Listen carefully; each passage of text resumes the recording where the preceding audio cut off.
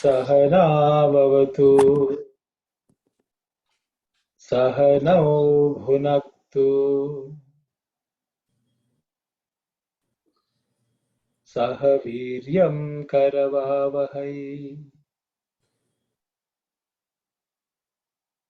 तेजस्विनावधीतमस्तु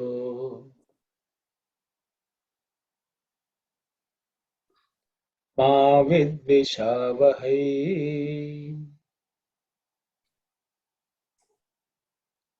ॐ शान्ति शान्ति शान्ति।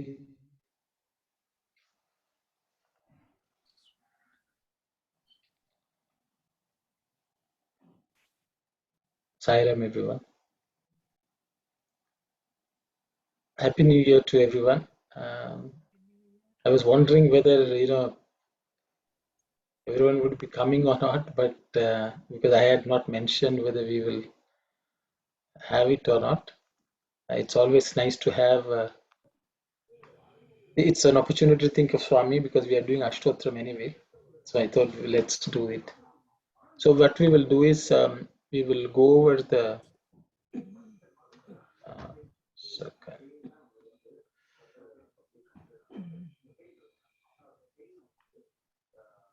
We'll go over the mantras which we have looked at so far, and then we will continue.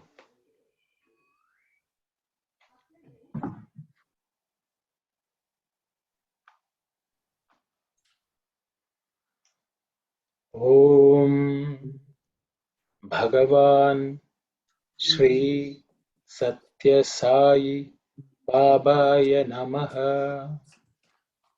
Om Shri Sai Sathya Swarupaya Namaha. Om Shri Sai Satya Dharma Parayanaya Namaha. Om Shri Sai Varadaya Namaha. Om Shri Sai Satpurushaya Namaha. Om Shri Sai Satyagunatmane Namaha. Om Shri Sai Sadhu Vardhanaya Namaha. Om Shri Sai Sadhu Jana Poshanaya Namaha. Om Shri Sai Sarvajnaya Namaha.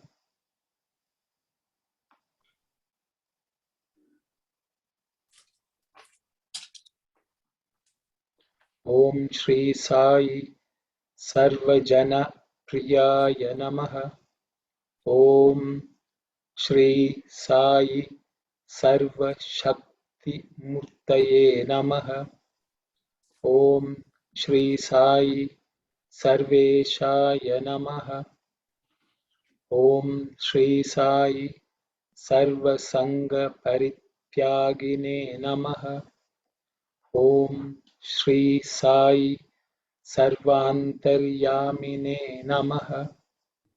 Om Shri Sai Mahimatmane Namaha. Om Shri Sai Maheshwara Swarupaya Namaha. Om Shri Sai Partigramodbhavaya Namaha. Om Shri Sai Partikshetra Nivasine Namaha.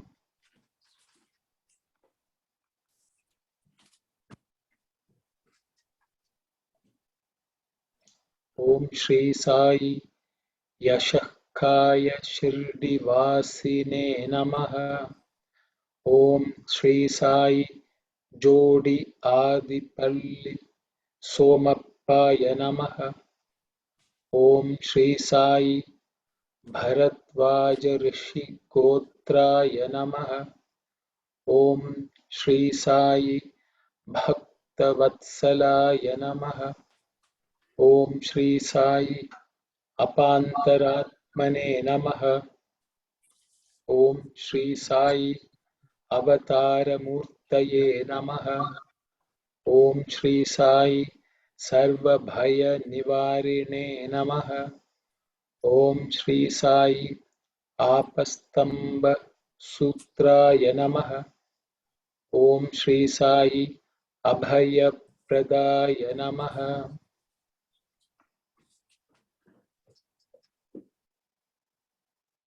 Om Shri Sai Ratnakara Vamshodbhavaya Namaha. Om Shri Sai Shirdi Sai Abheda Shaktiavataraya Namaha. Om Shri Sai Shankaraya Namaha. Om Shri Sai Shirdi Sai Murtaye Namaha. Om Shri Sai Dwarakamayi Vasine Namaha. Om Shri Sai Chitravati Tata Puttaparthi Viharine Namaha. Om Shri Sai Shakti Pradaya Namaha. Om Shri Sai Sharanagata Tranaya Namaha. Om Shri Sai Anandaya Namaha.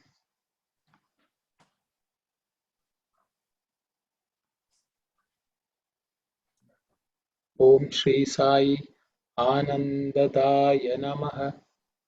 Om Shri Sai Artatranaparayana Namaha. Om Shri Sai Anathanathaya Namaha.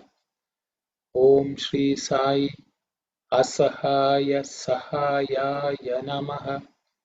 Om Shri Sai Lokabandhavaya Namaha. Om Shri Sai Loka Raksha Parayanaya Namaha. Om Shri Sai Lokanathaya Namaha. Om Shri Sai Dina Jana Poshanaya Namaha.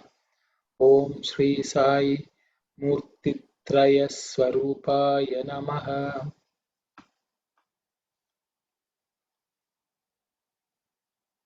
Om Shri Sai Muktipradaya Namaha. Om Shri Sai Kalusha Viduraya Namaha. Om Shri Sai Karunakaraya Namaha. Om Shri Sai Sarvadharaya Namaha. Om Shri Sai Sarvahridaya Vasine Namaha. Om Shri Sai Sarvapunya Phalapradaya Namaha. Om Shri Sai Sarvapapashakaraya Namaha. Om Shri Sai Sarvaroganivarine Namaha. Om Shri Sai Sarvabadha Haraya Namaha.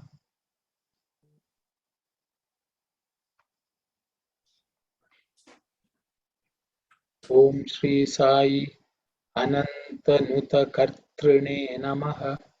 Om Shri Sai Adi Purushaya Namaha. Om Shri Sai Adi Shaktaye Namaha. Om Shri Sai Aparupa Shakne Namaha.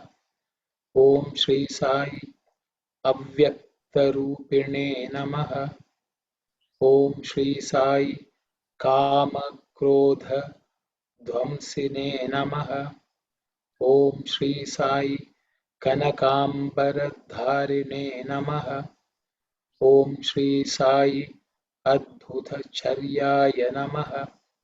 Om Shri Sai Apad Bandhavaya Namaha.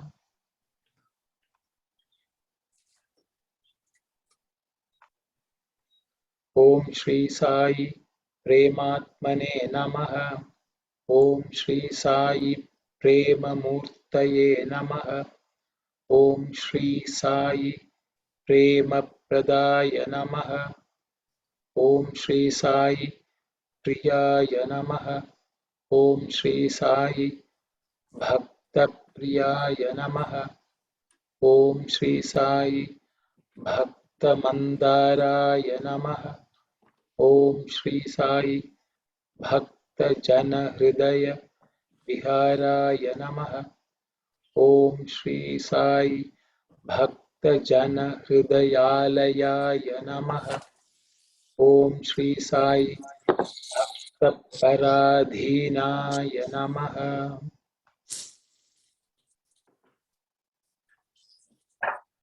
Om Shri Sai Bhakti Jnana Pradipaya Namaha. Om Shri Sai Bhakti Jnana Pradaya Namaha. Om Shri Sai Sujnana Marga Darshakaya Namaha. Om Shri Sai Jnana Swarupaya Namaha. Om Shri Sai Gita Bodhakaya Namaha. Om Shri Sai Jnana Siddhitaya Namaha. Om Shri Sai Sundara Rupaya Namaha. Om Shri Sai Punya Purushaya Namaha.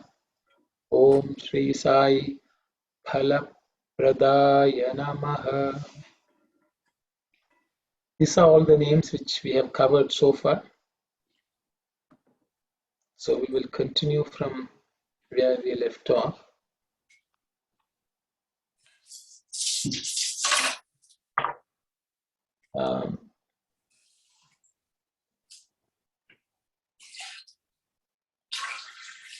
I think I will just, I thought I will, it's a bit of a revision because I think the Vimalesan had asked last week about Alpa Prana and Mahaprana.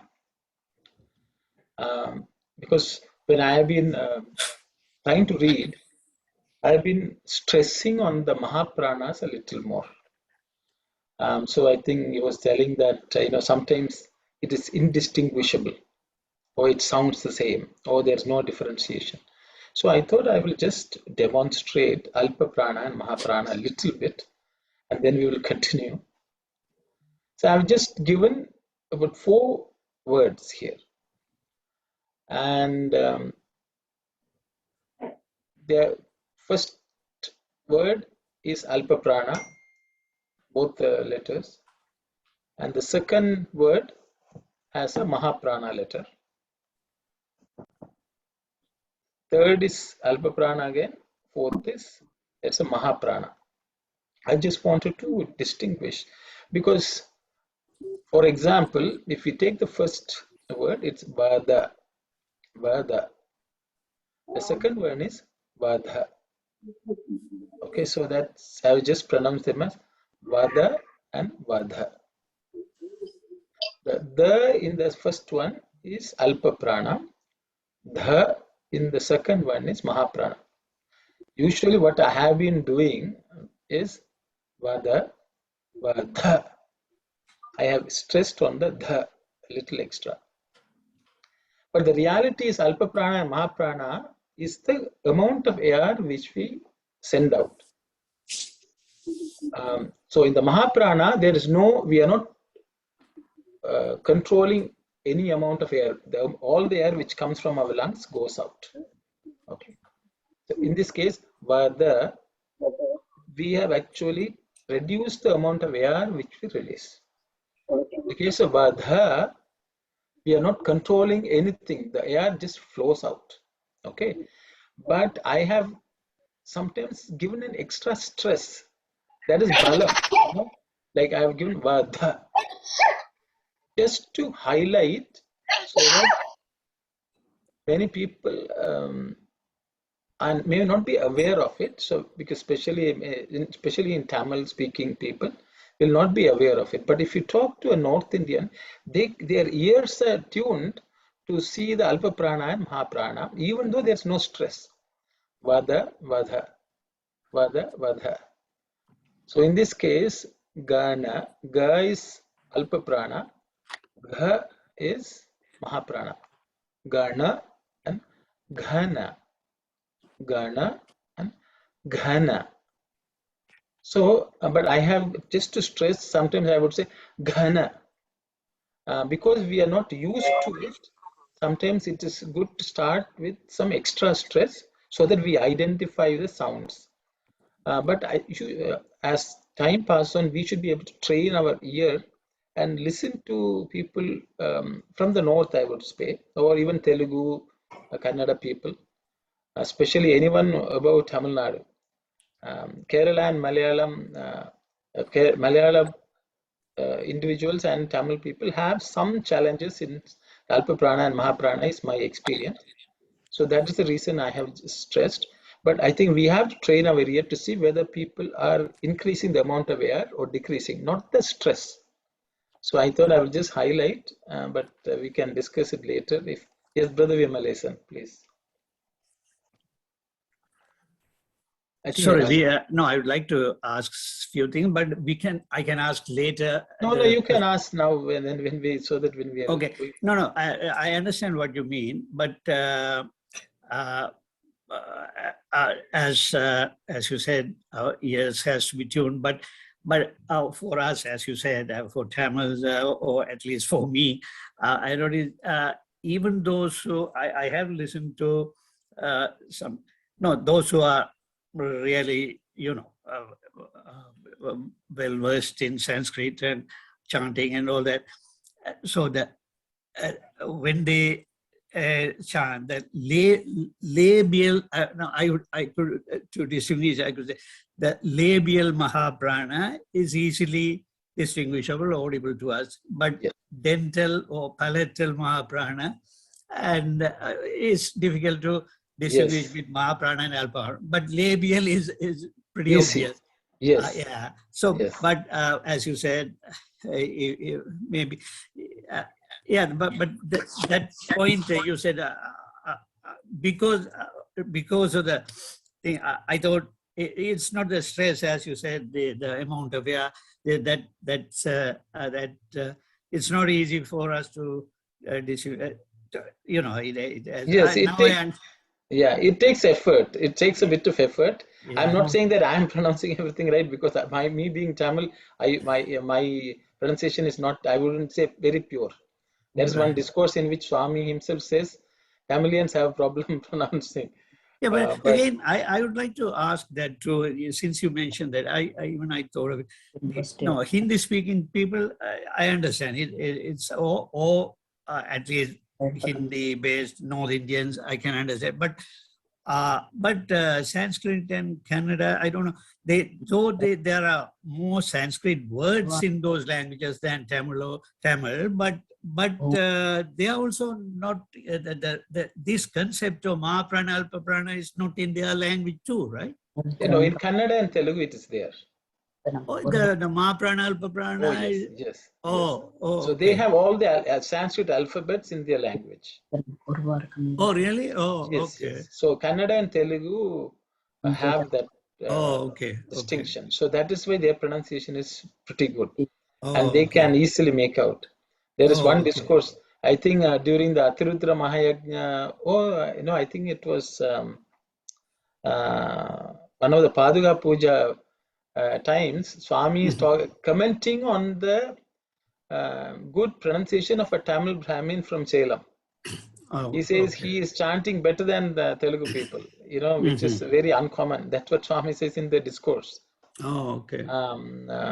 I think it was in some 95 or 96. If you look at the Paduka Puja Mahotsavam in Prashantilayam, Swami is making the statement. But Telugu and Kannada people have all the distinct consonants, which are Alpa Prana, Mahaprana. Oh, that's right. Okay. Thank you. You're welcome. If you read Tirumular, Tirumandaram, even in Tamil, those were existing, but they seem to have been lost. Because Tirumular is telling in Tirumandaram that there are 51 aksharas. But, in Tamil, we don't have. Right. but I think it was lost. Many things were lost in the Tamil language because of one of the you know, Sangha Kalam time, that time it was prevalent, but I think it was lost. Then it was never refound. I think we didn't rediscover them, I think I would say. So I think it's a separate discussion, but I will move on. Yeah. I thought I will just point out. So I think we should just pay attention to people who are saying these words, and we may be able to slowly tune our ears. And that's what I would say. Okay, Saira.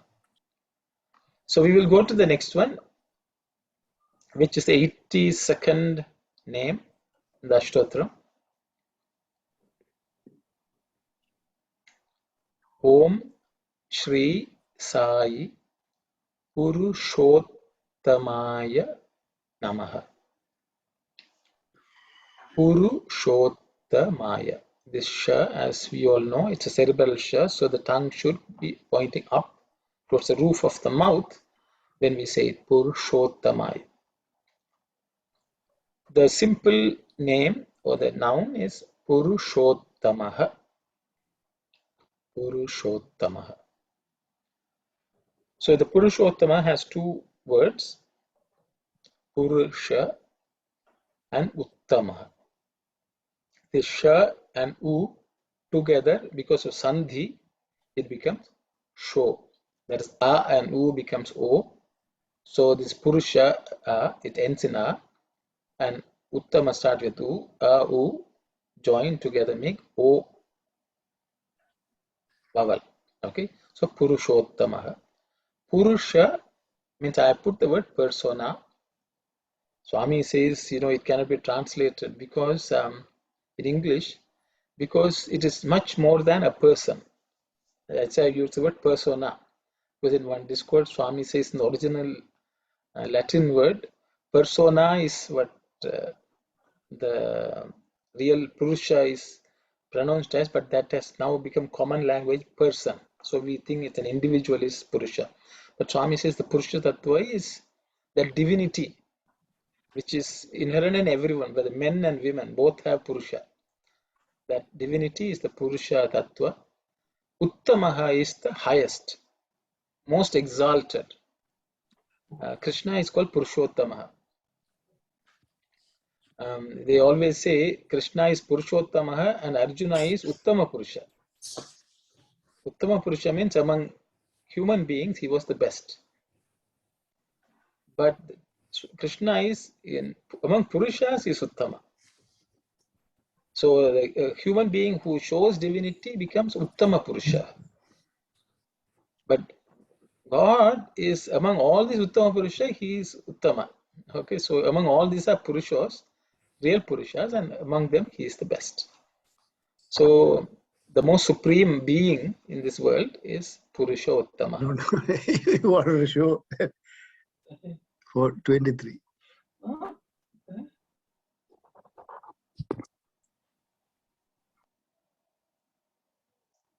Okay, so I will go to the next Ashtotram, which is 83.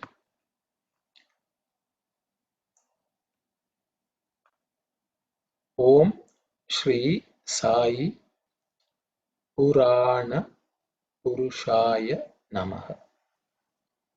Purana Purushaya Namaha. Most of the letters are pretty simple.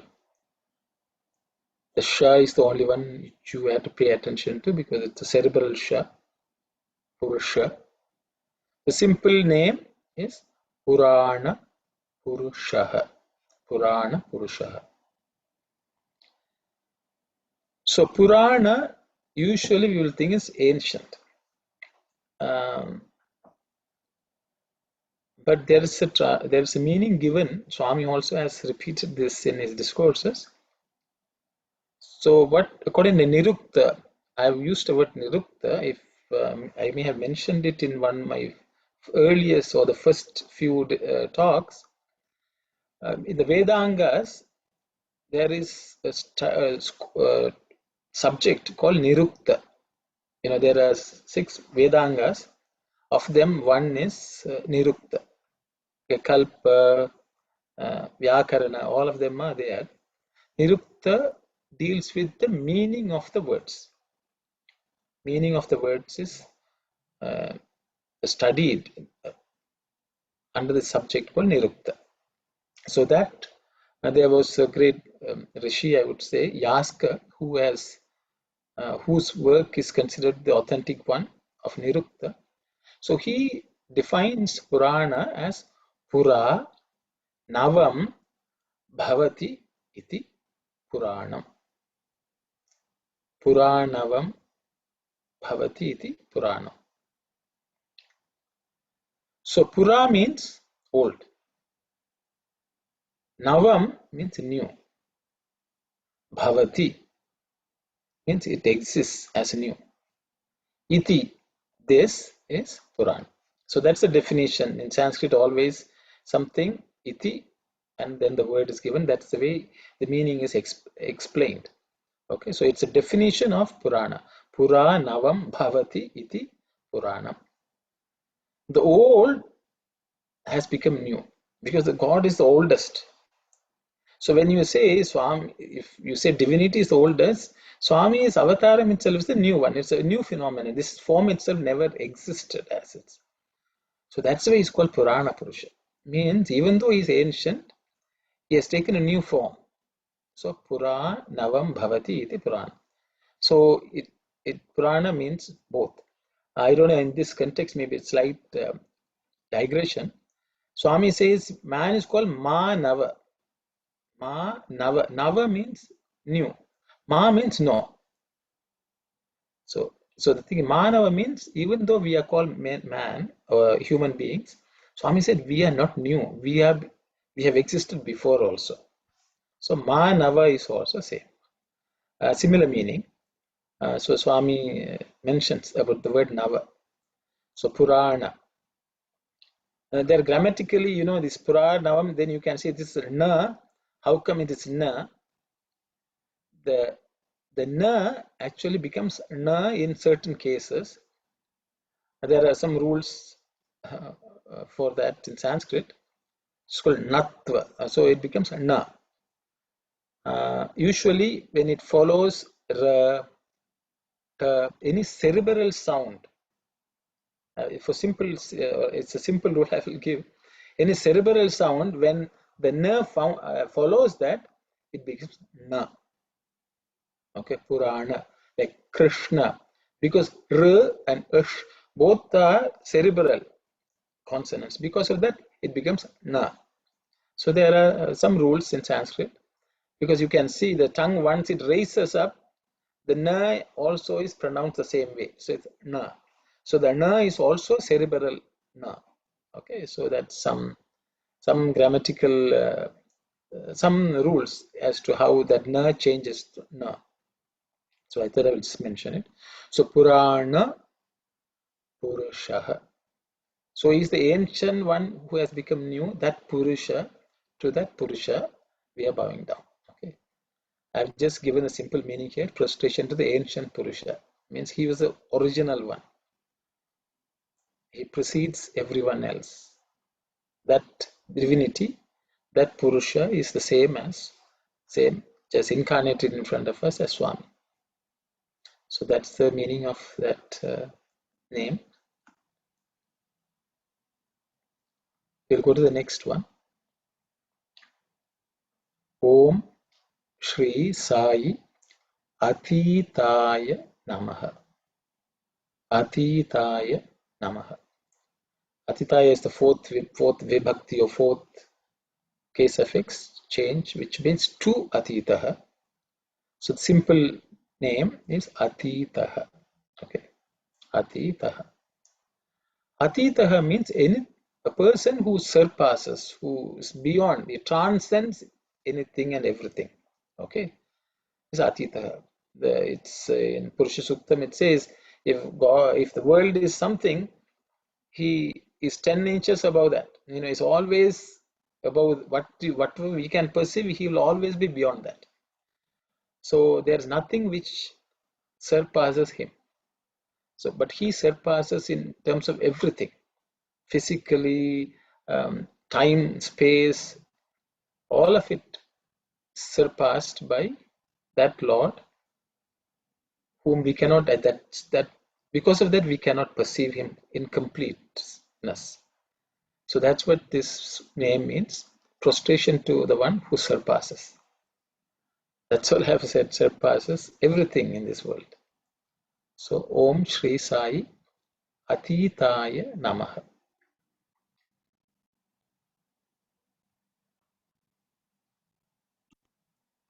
So the next Om Shri Sai Kalatitaya Namaha. Om Shri Sai Kalatitaya Namaha. So the simple word is Kalatitaha. Kalatitaha. So here also there's a sandhi in this la. So when we split the two words, Kala is the first word, Atitaha is the second word. That la and a becomes la. So Kala Atitaha becomes Kala Atitaha. Kala is time. Atitaha means one who surpasses. So prostration to the one who surpasses time. And the first earlier name is just Atitaha. He transcends everything. But in this case, Kala is mentioned. So one who is beyond time. So the divinity which is embodied in the avataric form of Swami is transcends time. To that Lord we bow down. So that's a Kala Atitaha. Om Shri Sai Kala Atitaya Namaha. Swami in many of this discourse he will say Kala Kala Prapannanam Kala. Like he will talk about why God is time. Time itself is God. Because that's what keeps this entire world in order. It's the one which makes everything change. So Kalatita also means one who is beyond any change, one who is changeless. Yes, that's what it means. He's the same, as Swami says, Sat, truth is the same with the past, present, and future. That which does not change across time is the Sat. So that's what this name denotes.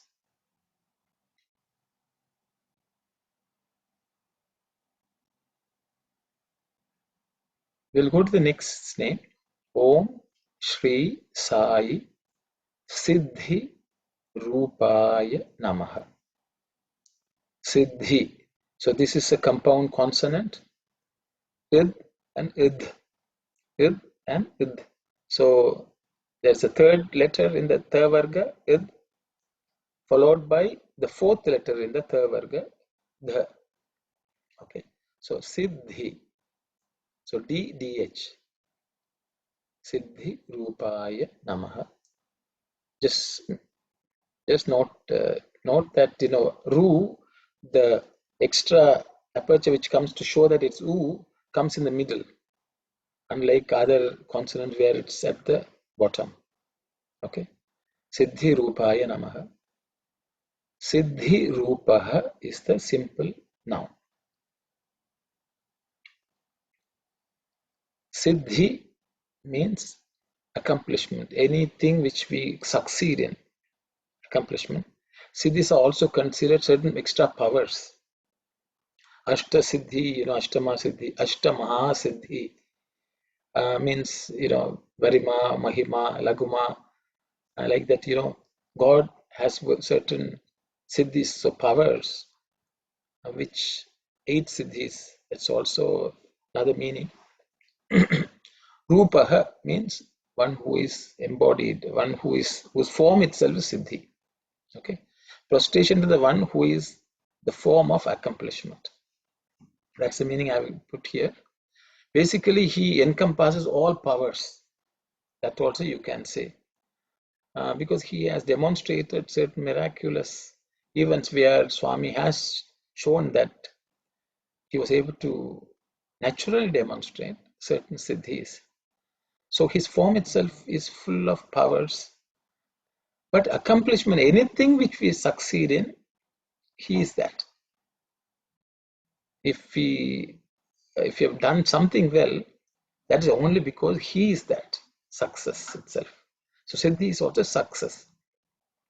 So when we succeed in anything, that itself is divine, that itself is form, and that is God. So that means that also. If you have done well something, that means we have been able to touch divinity. So Siddhi Rupaha. Om Shri Sai Siddhi Rupaya Namaha.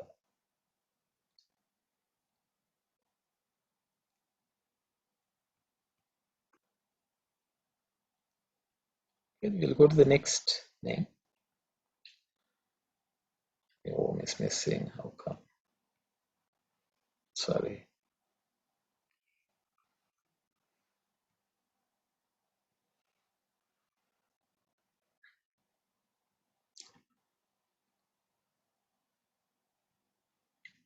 Om Shri Sai Siddha Sankalpaya Namaha.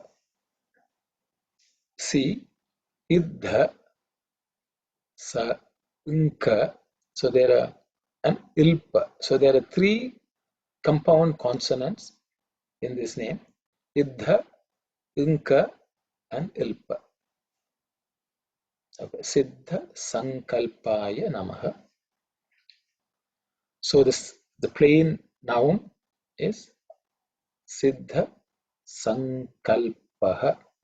Siddha Sankalpaha.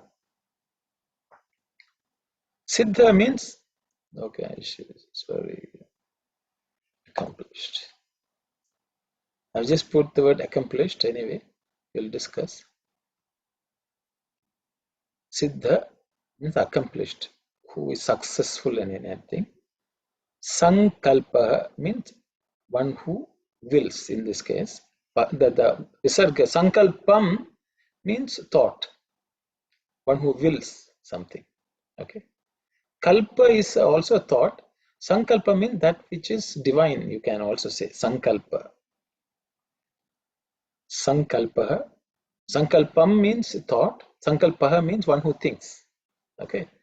Siddha Sankalpaha means one whose will or thought is always accomplished.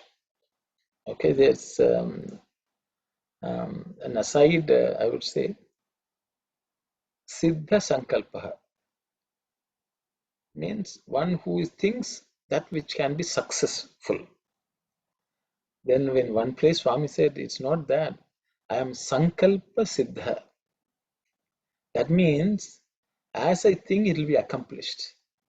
Is something Swami told. Here we are saying one whose will or thought is accomplished. Swami says, no, as I think it is accomplished. So I am Sankalpa Siddha is something which Swami told a devotee. That is, as if he thinks it happened, it will have to happen. When God thought that the world will be, as he was thinking, the world came to be. Okay. Siddha means things just happen, accomplish. Things will succeed.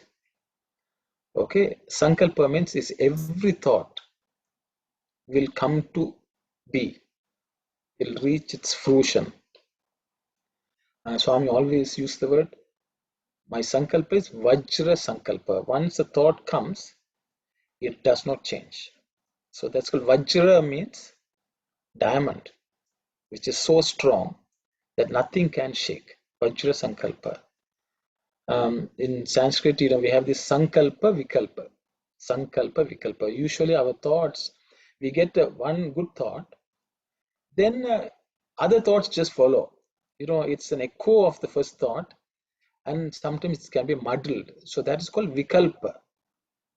So the divine is always, once he has a thought, it will not waver, it will not change. There's no other thought.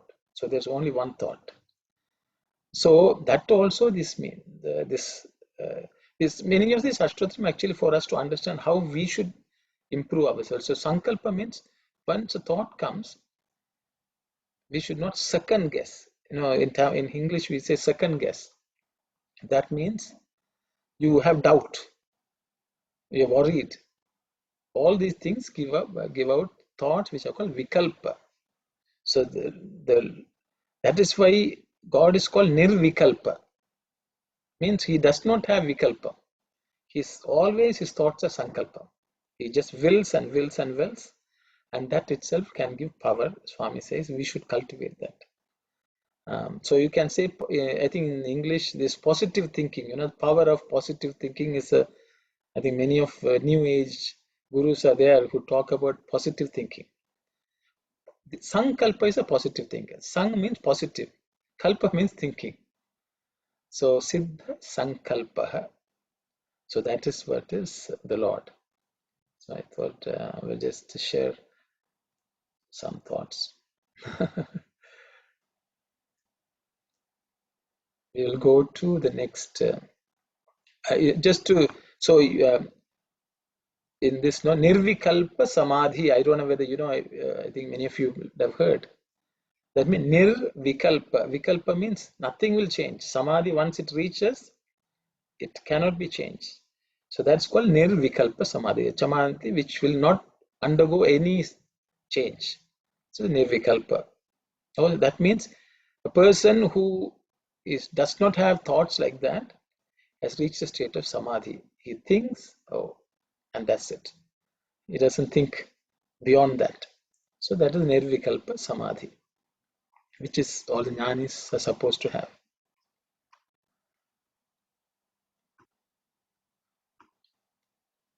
So we'll go to the next name. Om Shri Sai Arogya Pradaya Namaha. Arogya Pradaya Namaha. So the first simple noun is Arogya Pradaha. Arogya Pradaha. Arogyam, I think in all Indian languages we use this word. Arogya means health. So as you can see, the roga, which is the middle of this word, means disease. So arogya means one who is freedom. There is freedom from disease. You have left the disease. Okay.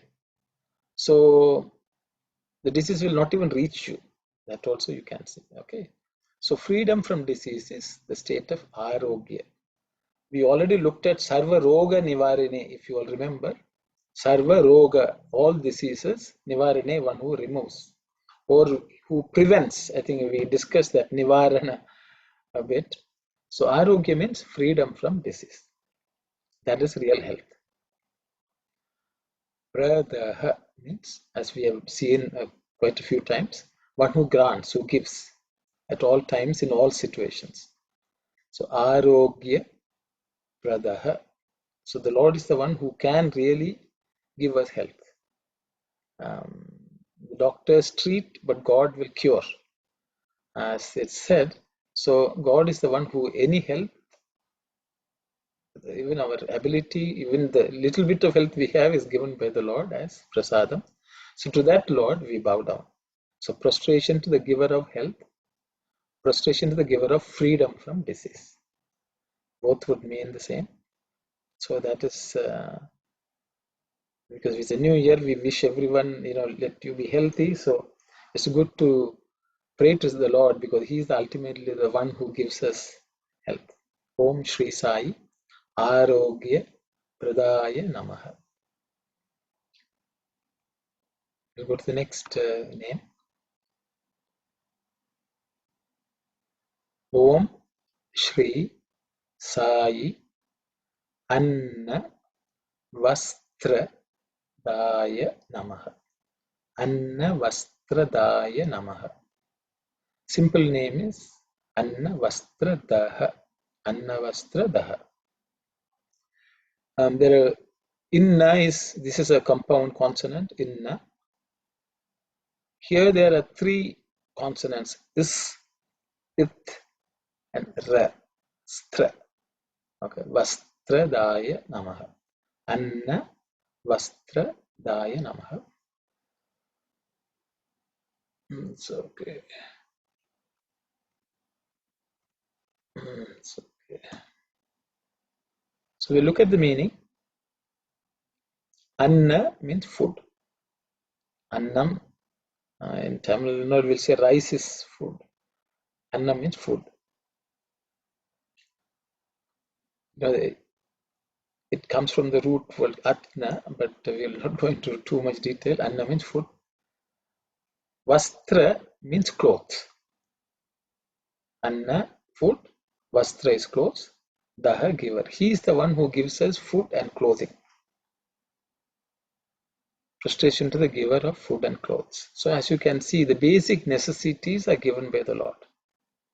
Anna, which is food for everyone. Swami says, all the birds and bees, everyone is provided food in this world. He has created this world with food. So everyone can find the food around them. Vastra is clothes.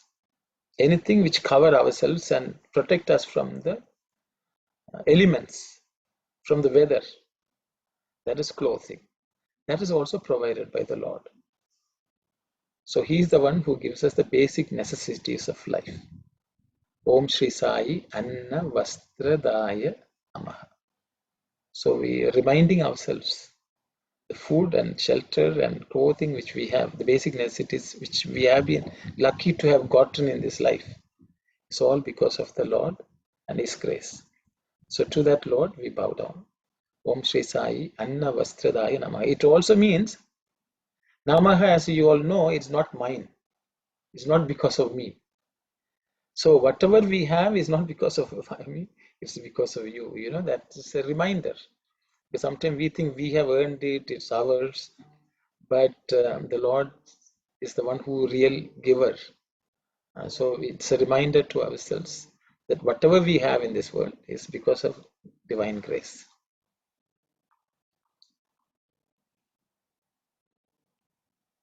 So let's look at the next name. Om Shri Sai Samsara Dukkha. Okay, that's Kshaya Karaya Namaha. Om Shri Sai Samsara Dukkha Kshaya Karaya Namaha. So samsara is pretty okay.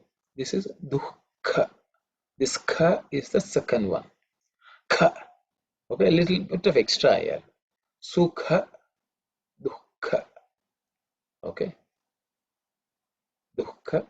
Second letter in the ka varga, which is aspirated. Mahaprana. This one is uk and sha, which is the cerebral sha. Okay. Ksha. Ksha ya karaya. Okay. Dukkha. Kshaya Karaya Namaha. So simple name is Samsara Dukkha Kshaya Karaha. Samsara Dukkha Kshaya Karaha. You look at the meaning. Samsara, I have just put it as existence, the wheel of existence, the birth and the death. We are born and die. We are born and die. We are born and then we die. As Swami says, every second we are born and die. Because every breath, with the in-breath, we are alive. With the out-breath, we are actually dead. So it happens continuously. Because there are cells dying every moment, there are cells growing and coming to being every moment. So that is the samsara. And that gives us sorrow. That causes, because of this change of birth and death continuously happening. Dukkha is the result, which is sorrow. Samsara, dukkha. Kshaya. Kshaya means reduction or removal. I think all of you know the word akshaya. Akshaya and patram, everyone, the vessel which never goes empty. The food will always be full. It will always replenish itself. That is called akshaya. So kshaya means that is completely removed or it becomes empty. Okay, so reduction or removal or decrease also you can say. Reduction, removal, decrease. Okay, kshaya. So the Lord Karaha means one who does, make it happen. Karaha means anyone who makes something happen is Karaha. So samsara dukkha kshaya kara. So the samsara dukkha, it cannot be removed. It can be reduced. It can't be decreased. Only the Lord is capable of decreasing it and taking it away from us. And to that Lord, we bow down. So samsara dukkha kshaya karaha. Prostration to the one who removes the sorrow of existence. Om Shri Sai Samsara Dukkha Kshayakaraya Namaha. So these are all the names which I had just picked 9 names this time because now we are 90, so we have 18 more names to go. So I thought 2 more weekends, 2 more Sundays, and we will cover the Ashtotram. So I thought we'll take 999. So we have started on January 1st today. So that's why I thought we will stick with 9. That's all I had. I thought it may be a short class also because being New Year, I think everyone will have something to do at home, some special dishes and things like that. Also, many ladies join us, so I thought we can keep it for 1 hour. That's all I had to share today. If there are any questions, I will answer. If I have the answer, yes, Brother Thasan, you have something. So after this 108 names, have some ideas, suggestions, if we can, the humble request. Can we go through those ones, whatever we are doing every day? I can put it on the thing here. Okay, I'm going to suggest. Okay, Shubham Karodi Kalyanam. Yeah. Okay. Yeah, no, the open too. Let me see. Sorry.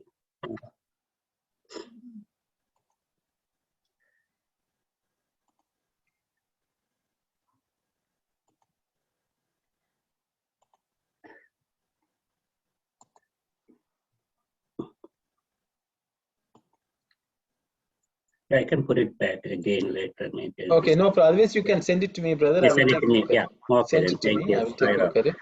Yeah, I just wanted to, I think we have covered about, I don't know, it's 32 weeks. I don't know how long you all want to continue this, but originally I had planned for just 1 year. So if anyone is interested in, studying anything which you all regularly use, we can do. Otherwise, I was planning to fill the days with Sanskrit verses which Swami has sung before his discourses. That was my hope of doing. There are many Sanskrit verses, padyams, poems, which Swami starts his discourse with. I thought I will cover them because each of them is a gem actually. And there's so much which Swami packs in those verses. So I thought we could do that. That was my goal. If anyone has any other suggestions, you can let me know. Are they Swami's creations or like those verses were there already? See, many of them were there. See, the thing is, if you ask Swami's creation, Swami would say, I am the one who made anyone say, because it's a divine, like Krishna, when he says Bhagavad Gita, he says, I already taught this to Surya. Now I am repeating it. So, yes, many of what Swami has taught are from the Upanishads, from the Bhagavad Gita, even Bhajagovindam of Adi Shankaracharya. So many of them, but why I want to pick them is because Swami took them and explained those meanings in many discourses. So it may be nice to go through them. My goal is to cover them in at least in a summary form. If anyone is interested, I can point out the discourses in which Swami has quoted them. Yeah, we would like to know the context too. Yes. So when I cover it, I will actually go to the discourse. So these are opportunities for me to At listen least to the those gist discourses. of it, if you say this is why, and then you know why Yes. he's doing that. Yeah. Yes, yes, More appropriate. yes, yes. So some of them are Swami himself, have not been able to find any other reference. But in many cases, they are from various places, like Bhagavad Gita. There are certain shlokas of Gita Swami has used, Bhajagovindam verses. Then there are Upanishadic statements also Swami has taken. So I will try to cover them as much as possible for that 1 year period is what my hope. I will try. That will be lovely.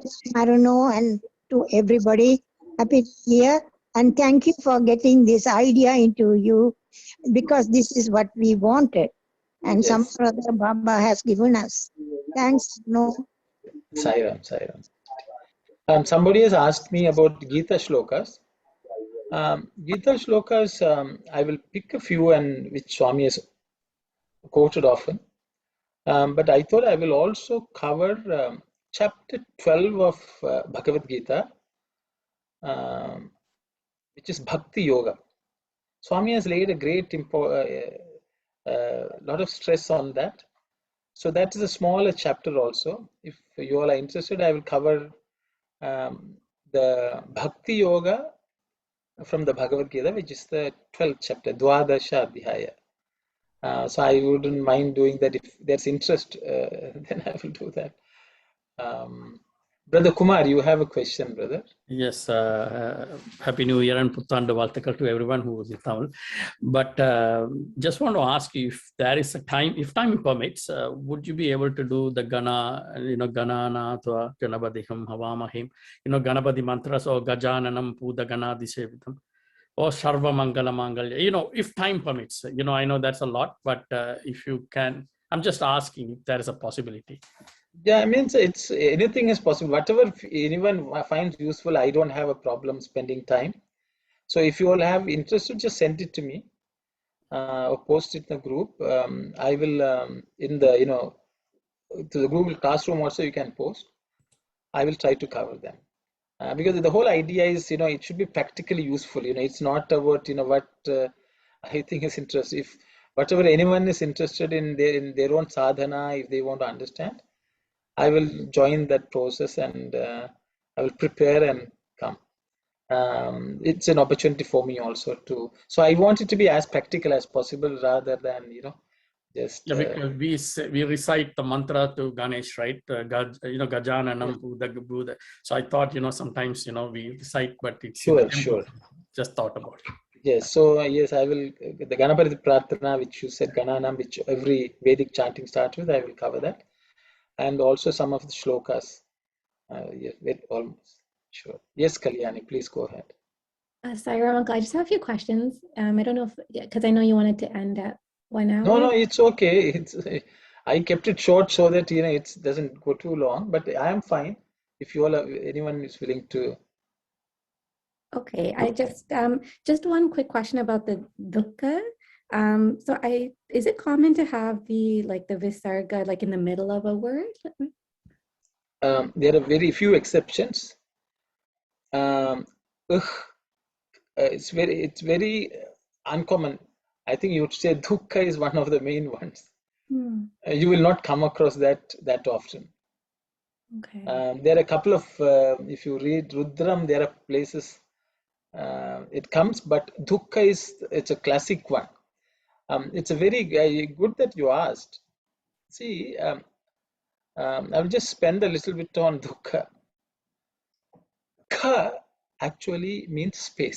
Dukh means it's filled with difficulties. Okay, so the space in which when we are filled with difficulties around us, what we feel is dukkha. So that comes, that itself is a break. Okay, so it's very uncommon usage of visarga coming in the middle of a word, and you are right. So the opposite of that is sukha. Su means everything is smooth, everything is pleasant, everything is divine. So the space in which everything is divine is sukha. See, generally it is translated as happiness, but it is much more than that. So the environment is when it's conducive, it is sukha.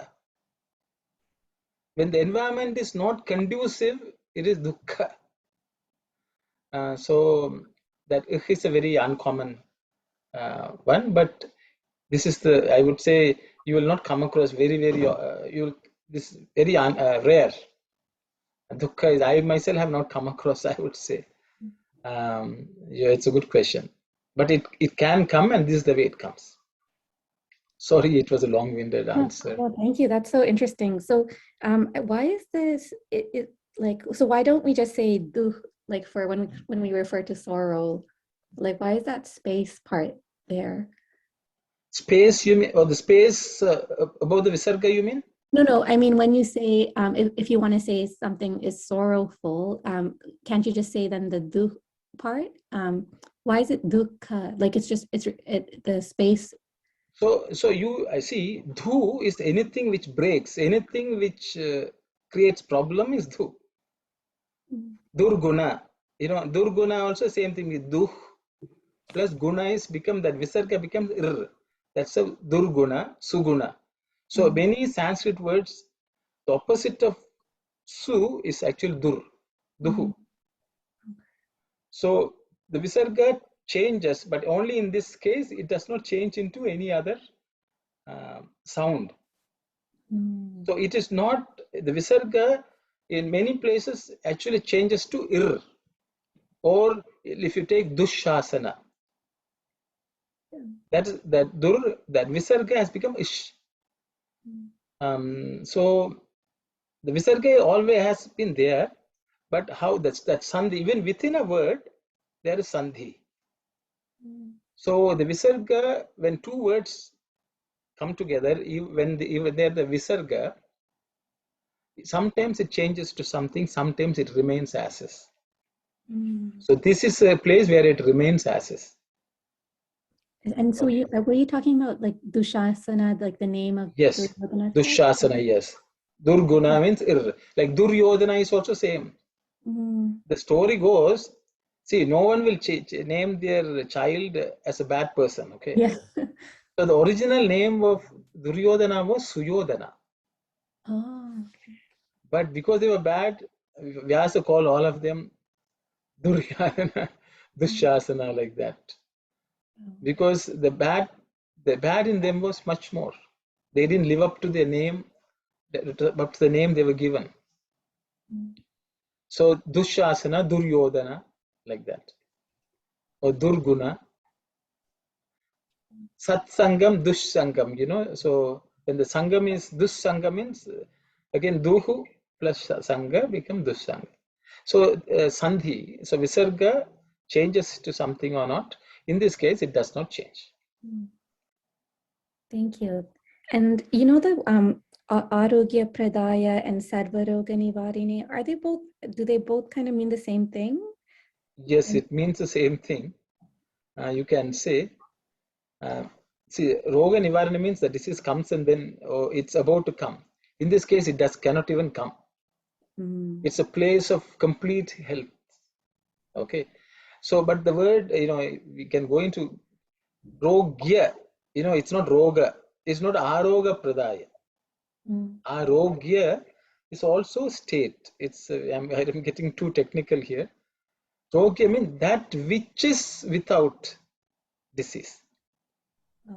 So it's slightly different meaning, but all come from the same root. Rug, that is anything which troubles. So, so Roga. Okay. And then for the Sankalpa, you were saying how Swami says that we should try to have, just one Sankalpa without any Vikalpa. But for us, I guess it's hard to know what's truly a Sankalpa. Like we may think that a thought is good, but sometimes a Vikalpa helps us discriminate whether it's not good or. Yeah, you actually gave the answer.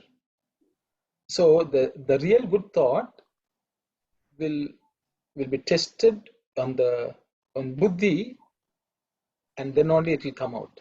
As it comes out, the buddhi has to test it, and once it tests, it becomes sankalpa.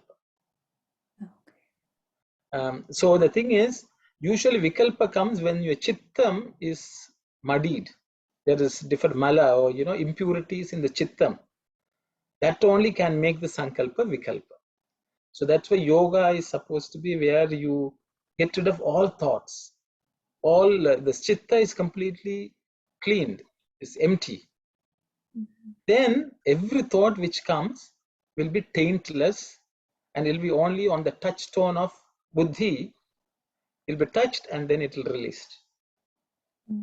When the Buddhi is completely empowered, every thought which comes, before it comes itself will be cleansed. And then, but we are still struggling. So we should never think that our thoughts are Sankalpa, is my understanding. So until our Chittam is completely clean of all impurities, it will never be free from Vikalpa. So sometimes even Swami can give us a thought, but it can get muddied. Every thought actually is the one who is giving, but if our Chittam is not pure, it can get muddied. That's my understanding. And sorry, just from last class, Sundara, you had said that Su means divine, Ind means to bind, and what was the last part? Ara? Ra. Oh, Ra. Okay. So the thing is, Ra, I think it's a fire element. Okay. Wherever you put Ra, that's an agency. It empowers that. It makes it happen. So the word Ra is which is a fire which makes anything happen in this world. So Su, Und, and Ra. Okay, so that Ra makes that binding happen. Puts a seal on it. So the word Ra is used like that, which is it gives us energy. It gives it life. Thank you so much. And also last time you were talking about paradina, how it can mean both dependent on others and also mean completely independent. And is it just like, say you encounter that in something, in some writing, like how do you know which word they meant, the composer, or is it completely up to us? See, it's ultimately the beauty is in the eye of the beholder. In this world, we see so many things. Whatever appeals to us, our higher self, our higher state of being, that we absorb. Because each of the word can have multiple meanings. But Swami would say, once you cleanse yourself, you will see what is the best. And we all see, whatever we see is based on where we are in our own journey.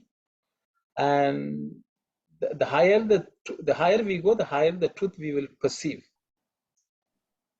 That's my understanding. That Swami gives this classic example of Shuklam Bharadaram Vishnum Sashivarnam. What the atheist will see and what a theist will see in the same shloka. I think I may have already mentioned it earlier. He says Shuklam Bharadaram is Krishna. Ganesha is being described. Shukla Ambara Dhara means one who wears white clothes. But it can also mean that means Ganesha he wears white clothes. Whereas an atheist will see who carries the white clothes, means clean clothes, is a donkey. He will say donkey carries. Dhara also means carrying. So Swami says it all depends on our own perception. The meaning, what we absorb will be different. I think so. It's the same thing with even Vedic texts. Like if you take many of the texts in the Veda, Mahavakyas, there are three great saints. I would say Adi Shankaracharya, Ramanujacharya, Madhvacharya. They have all interpreted it differently. One has seen Dvaita philosophy there, one has seen Visishta Advaita philosophy, one has seen Dvaita philosophy, Advaita philosophy. So the same text can be interpreted based on where the person is, and it will make equal sense. So yeah, that is it is the complexity of Sanskrit. Depends how we approach it, and so that's all I can. I'm very sorry. I don't know whether I answered your question. Yes, no, that answers it absolutely. I think also I was reading in a discourse where Swami says, choose the meaning that elevates. It's a Exactly. That's what it is. Yes. and sorry, one last small question about alaya. So you said alaya refers to the place. Does it also mean, because you have written there one who dwells in that place? So Yeah. does it? So in the word alaya, laya is there. The word called laya. Laya means to merge. Okay. Alaya means where our thoughts all merged is alaya. I think I may have discussed it in one of the previous sessions a few months ago. So alaya is where we completely merge ourselves. So the same word alaya can be mean home. It can mean temple. It can also mean where we completely merge with the Lord. So all three meanings are possible, and maybe there are several other meanings also. So alayam is the place where our mind will be completely merged. Like the end of layam means complete merger. We don't even exist. A place which grants us that is alaya. So that is also a meaning. So the laya means you're just completely. That's why I use the word dwell. The mind dwelling is also a thing. Physical dwelling is also place. A dwelling. So generally, alaya means home, where we dwell.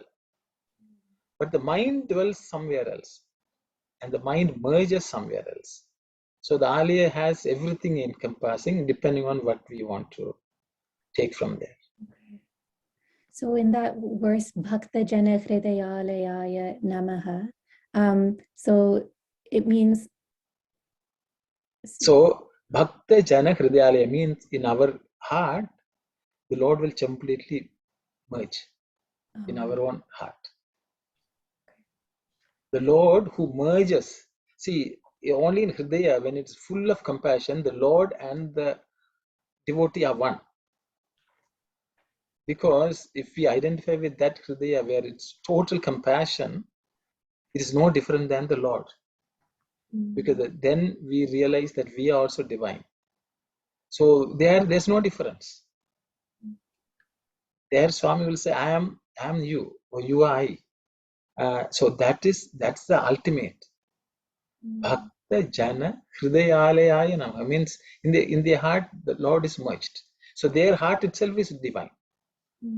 So you can take that also. Thank you so much. So it all depends our own journey. At each level we will say, okay, Swami, this is what I am, this is where I am, and hopefully one day we will reach, and we don't even need the name. Actually, some of these names are so fantastic. If you can just contemplate and meditate on a name, it will reveal itself in so many different ways. It is just unbelievable. Yeah. So that's a good time. Or maybe it's good that we are talking on New Year. That's why I didn't want to cancel it last week. New Year we should think of the Lord. And it's recorded. So if anyone doesn't come, they can always view it later. Very nice. This samsara dukkha, I don't know. Oh. Samsara, can we say family life? No. Yeah. So samsara samsara means that which revolves. Revolves, but generally anything in which we again and again fall in can be called samsara. So why even in Tamil Nadu they will say wife is also samsara. They will say, because anything in which we have fallen again, we have come back to that again, that becomes samsara. So family life also, it's a revolve. Births are happening, deaths are happening. We again and getting into relationships. We get freed from them. Again, we get into relationship. Friendships are formed. Friendships are broken. People are born. People die. So it's a rotation. That samsarati means that which completely revolves. That which continuously revolves. It can be anything. Okay. Anything which revolves, Okay. which brings about change. That's my understanding. So family life, marriage, relationships, birth and death, all it covers everything. So And that's they create existence. Yes. existence. That's why I put the word That existence. which exists. Yeah, that which exists. Thank you. That which did not exist and it is existing now. You know, that continuously, that change, that's what. Is there any connection between the meanings between the words samsara, sagara, and samvatsara? There are just three words, but I'm just asking any connection. There may be, I'm sure there is, because ultimately everything came from Om. But all of them, see, samsara is rotation, sagara Right. is, there are waves. Ocean. Okay. And samvatsara is the name of the years. Year. Again, years come back, and samvatsara also means year. Samvatsara also means God. Oh, okay. Name of God is also samvatsara because he is Kala. Right. Right. Okay. But generally in common usage, it is used as an year. Nutana samvatsara subhakangshalu. That's what they will say in Telugu. Nutana samvatsara subhabhi. So it's make wishing. Happy New Year is Nutana samvatsara subhakangshalu. Oh, Okay. If, I think it's 10:18. There are no. Okay, someone has put the name. Okay, Sairam. So if everyone is Happy New Year, and it was wonderful to share the New Year start with all of you, and we had an opportunity. Swami had given us an opportunity to think of him and discuss his names. Thanks to everyone, and we'll meet next week again. Jai Saira. We'll Jai close with Sai some Ram. slogan. Thank you. Thank you. Om Samastaloka Sukhino Bhavantu. समस्तलोका सुखिनो भवन्तु समस्तलोका सुखिनो भवन्तु ॐ शान्ति शान्ति शान्ति Bye, everyone.